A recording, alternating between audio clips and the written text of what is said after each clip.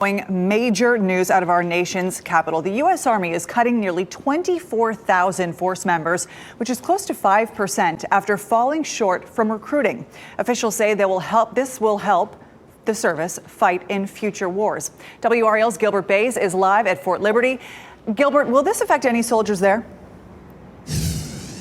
Oh, no doubt about that, Ashley. You know, I reached out to the command here to see if I can get a response from them. They referred me to the Department of Army, and I'm waiting to hear back from them. Let's get this straight. This is the home of the Airborne and Special Operations. Now, this proposed cuts not only going to impact this post, but also the neighboring communities as well. Let's talk about some of the numbers. There are about 36,000 soldiers who make up the Special Operations Command.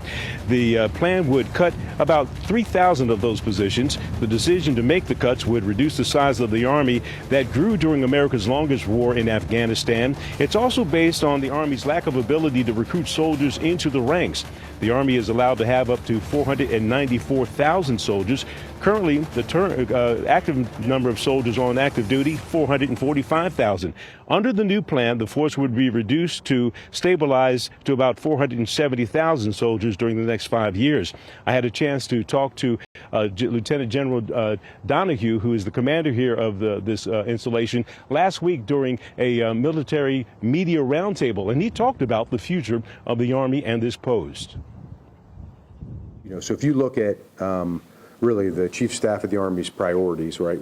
He has 4 of those, but one of them is transformation and contact. So between Army Futures Command, Forces Command, so General Pappas and General Rainey, we're doing any number of, you know, probably in a month or so, we'll come back and talk to you more about this.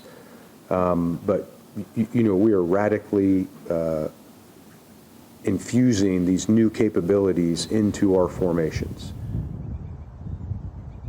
And those would include drones and other unmanned operating equipment and munitions that the Army will be using. Actually, one thing we do want to point out that the Army is saying that these cuts are spaces, not faces. In other words, they're positions that are not filled right now. So they're going to cut those first before they ask any soldiers to leave the service. That's an important note. Gilbert, thank you for your reporting.